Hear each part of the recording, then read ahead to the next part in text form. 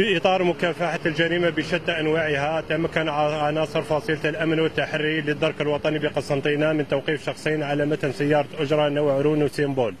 يتعلق الأمر بكل من المسمى شين صاد البالغ من العمر 40 سنة والمسمى عين عين البالغ من العمر 35 سنة بتهمة المتاجرة غير الشرعية بالأقراص المهلوسة وحجز بحوزتهم 2520 قرص مهلوس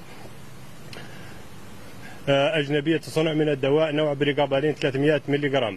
هاتف نقال ذو برنامج ذكي نوع سامسونج جالاكسي F22.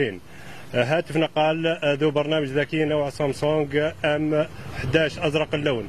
على الفور باشرت مصالح الدرك الوطني الإجراءات القضائية وتقديم الموقوفين أمام العدالة.